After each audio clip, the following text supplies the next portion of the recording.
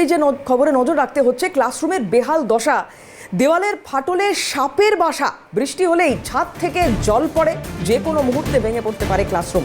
প্রাণের ঝুঁকি নিয়ে ক্লাস করছে পড়ুয়ারা। দুর্গাপুরের কাকসার বিদ্যালয়ের ঘটনা, যে কোনো মুহূর্তে ক্লাসরুম ভেঙে পড়তে পারে, আর এই বিপদ মাথায় নিয়েই চলছে ক্লাস। দেখুন সেই ছবি।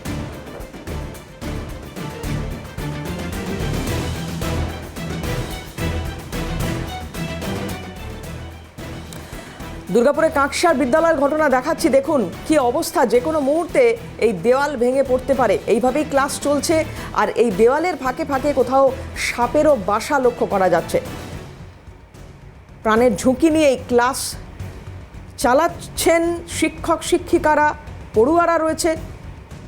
ক্লাসরুমের এই বেহাল দশা টনক নড়ছে না কর্তৃপক্ষের।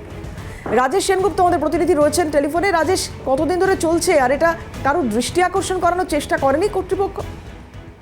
দেখো, মন্ত্রী, শান্তি, পঞ্চায়েত সমিতির সভাপতি, তৃণমূলের ব্লক সভাপতি, বিডিও, সমস্ত শিক্ষা দপ্তর, কাকসা ব্লকে সবাইকে জানানো হয়েছে এবং সমস্যাটা কিন্তু আজকের নয়, দীর্ঘদিনের সমস্যা।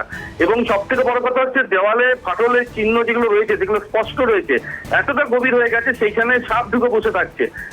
বৃষ্টি হলে ওপর থেকে জল পড়ে, মানে একটা আতঙ্ক নিয়ে এখানকার যে রাজবাড় যে নিম্ন বুনিয়াদী স্কুল, সেই নিম্ন বুনিয়াদী স্কুলে ছাত্রছাত্রীদের পঠন পাঠন করতে হয়। এবং এতে করে কিন্তু শিক্ষকরা বলছে তারাও কিন্তু আতঙ্কিত হয়ে আছেন, পড়াবেন না সাপ তাড়াবেন না, এই বিপদের মুখ থেকে কিভাবে বাঁচবেন সেই নিয়ে তারা কিন্তু যথেষ্ট চিন্তার মধ্যে রয়েছে। এবং অভিভাবকরাও একই অবস্থা। তারা বলছেন যে এখনই এই সমস্যা সমাধান না করলে বড় ধরনের দুর্ঘটনা ঘটে যাওয়া শুধু সময়ের অপেক্ষা।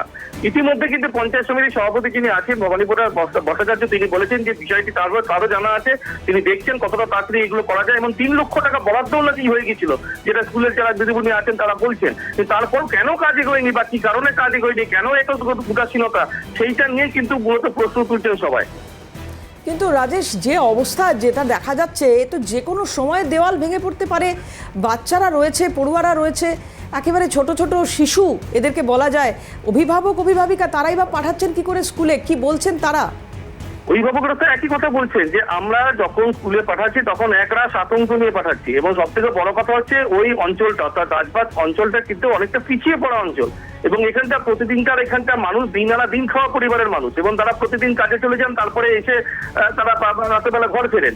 এই অবস্থার মধ্যে ছেলেমেয়েরা যাতে খুব ভালো পড়াশোনা করতে পারে তার জন্যই তো সরকারি মাধ্যমে এই স্কুলে তারা দিয়েছিলেন। কিন্তু এখন প্রশ্ন হচ্ছে, যদি স্কুলেরই এই দশা হয়, এই বেহাল অবস্থা হয়, তাহলে আগামী দিনে যে তাদের ছেলেমেয়েরা কতটা নিরাপদ সেটা নিয়ে কিন্তু যথেষ্ট সন্দেহ থাকে। শুধু ওপর থেকে টাঙল খসে পড়া নয়, গভীর যে গর্ত যেগুলো রয়েছে, ফাটলের যে গাছগুলো, সেখানের মধ্যে সাপ ঢুকে থাকছে। এবং সাপ তাড়াতে তাড়াতে তাদের নাকি শিক্ষিকারা বলছেন তাদের একটা সময় তাদেরকে ওই সময় অতিবাহিত করতে হয় সাপ তাড়াতে তাড়াতে, এবং বিষধর সাপ থাকে। তাহলে এই অবস্থায় কি করে পঠন পাঠন সম্ভব? এই আতঙ্ক নিয়ে কি পড়াশোনা করানো সম্ভব?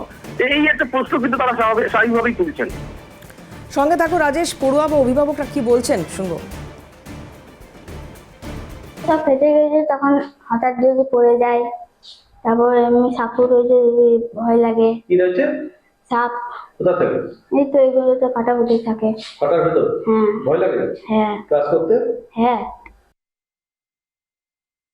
এসে ক্লাস করে তো ভেঙে গেছে? হ্যাঁ, ভেঙে গেছে। তাহলে এটাই পরিষ্কার পরিচ্ছন্ন থাকলে ভালো হয় বাচ্চাগুলো। আর গর্ত থেকে ঢুকে থাকে নাকি স্যার? হ্যাঁ, সাপ এই যে বাচ্চাগুলো বলে তো সাপ থাকবেই, ফাটা যখন তখনই। আর কি চাইবেন? তোমার স্কুলটা পরিষ্কার পরিচ্ছন্ন, এটাই তো চাই। ভয় লাগে পাঠিয়ে বাচ্চাকে? হ্যাঁ, ভয় লাগে। কিন্তু তারপরেও উপায় নেই। রাজেশ, এই সমস্যার তাহলে সমাধান কিভাবে সম্ভব? এখন তো বলছো তুমি যে প্রশাসনের সমস্ত স্তরে কড়া নাড়া হয়ে গিয়েছে। এখন প্রশ্ন এই জায়গাটা শিক্ষক শিক্ষিকারা বলছেন, স্কুলের যিনি প্রধান শিক্ষক আছেন তিনি বলছেন, এবং যারা তৃণমূলী ওখানকার শিক্ষিকা রয়েছেন তারা বলছেন যে সমাধানের রাস্তা কোন পথে, এখন আমরা সেটা নিয়ে মাথায় হাত পড়েছে। কারণ হচ্ছে যে পড়াশোনা করাবো না এইসব আতঙ্ক থেকে নিজেদের বাঁচিয়ে রাখবো, এই ধরনের বিষয়গুলো রয়েছে। এবং বৃষ্টি হলে বলছে ভয়ঙ্কর অবস্থা হয় এবং উপর দিয়ে জল ছুঁয়ে পড়তে থাকে। এবং এই বিষয়ে তারা পঞ্চায়েত থেকে শুরু করে সমস্ত স্তরে জানিয়েছেন। এবং রাজ্যের পঞ্চায়েত মন্ত্রী প্রদীপ মজুমদার তিনিও একবার এসে নাকি দেখে গেছেন। এবং ইঞ্জিনিয়ারের টিমও পাঠানো হয়েছিল গত 2024 সালে। এবং এরপরেও কিন্তু কাজ কেন এগুলো না, 3 লক্ষ টাকা বরাদ্দও নাকি হয়ে গেছিল, তারপরে কাজ কেন হলো না, বা কেন এত উদাসীনতা, কেন খুদে পড়ুয়াদের জীবন নিয়ে এত ছিনিমিনি খেলা হচ্ছে, এইটা একটা বড় প্রশ্ন কিন্তু দেখা দিয়েছে। রাজেশ, সঙ্গে থাকো, শিক্ষক শিক্ষিকা তারা কি বলছেন এই বিষয়ে শুনবো।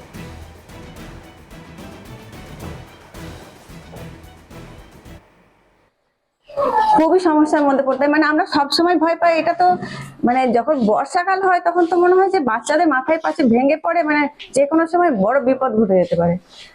আর তাছাড়া খুব সাপের উপদ্রব, মানে বড় বড় সাপ ঘুরে বেড়ায় এখানে। কারণ এইরকম অবস্থাতে মানে আমি আসলে অনেক স্কুল ঘুরে এখানে এসেছি, বুঝলেন তো। প্রথম যখন এসেছি এখানে, আমি তো ভাবতাম এখানে বাচ্চাদেরকে কি করে, মানে এটা তো পড়ানোর উপযুক্ত জায়গায় নয়।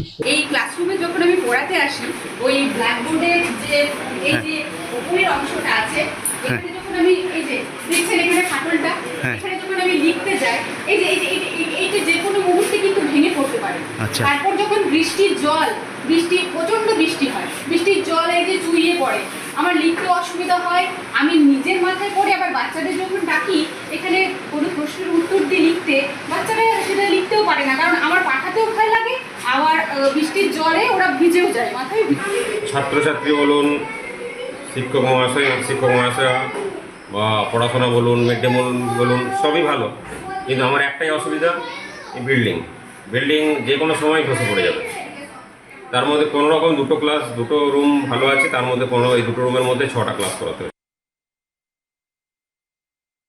কি বলছেন এই বিষয়ে শুনবো। শিক্ষা আধিকারিক কি বলছেন শুনবো।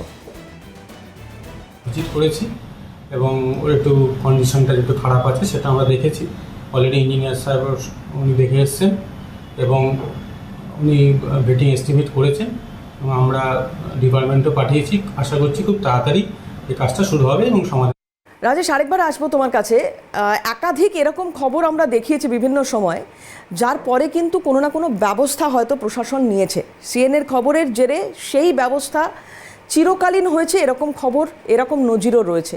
এক্ষেত্রে সেই আশা কি আমরা করতে পারি?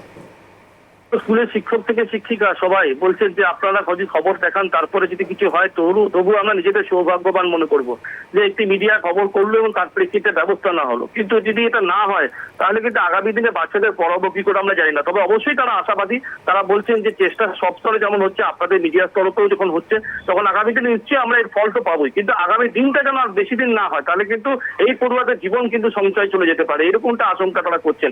এখন দেখো, সবই প্রশ্নের উত্তর, কিন্তু প্রশ্নগুলো তো সোজা, কিন্তু প্রশ্নের উত্তর পাওয়াটা বড়ই কঠিন। এখন কি হয় সেটাই দেখার বিষয়। একদমই। রাজেশ, আপাতত অনেক ধন্যবাদ তোমাকে। কথা বলছিলাম, রাজেশ সেনগুপ্ত ছিলেন আমাদের সঙ্গে টেলিফোনে। তৃণমূল এবং বিজেপি খুব স্বাভাবিকভাবে এরপরে রাজনৈতিক দড়ি টানাটানি জায়গাটা শুরু হয়ে গিয়েছে। পঞ্চায়েতের সমিতির সভাপতি তৃণমূল কংগ্রেসের তরফ থেকে কি বলছেন শুনবো। পাশাপাশি বিজেপি বিধায়ক লক্ষণ ঘড়ুই, তার কি প্রতিক্রিয়া দেখুন।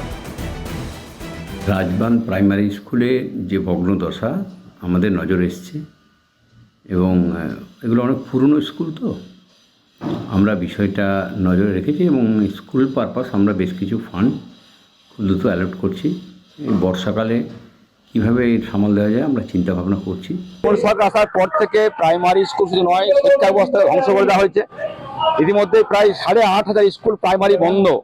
মমতা ব্যানার্জি চায় না যে প্রাইমারি স্কুলে যারা গরিবরা পড়াশোনা করে যায় তারা যেন পড়তে না যায়, তার জন্য তিনি বড় বড় শিল্প ধরে নিয়ে এসছেন, প্রিমিয়ারি স্কুল বানাচ্ছেন, অর্থাৎ সরকারি স্কুলকে বন্ধ করে বেসরকারি নজর দিচ্ছেন। এই কারণেই সেখানে মুনাফা আসবে, সেখানে টাকা আসবে, মাসওয়ার আসবে।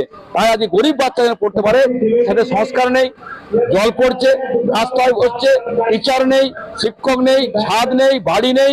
এর কারণ একটাই, এই সরকারি স্কুল বন্ধ হয়ে গেলে পরে বেসরকারি স্কুল চলবে, আর সাথে বড় মুনাফা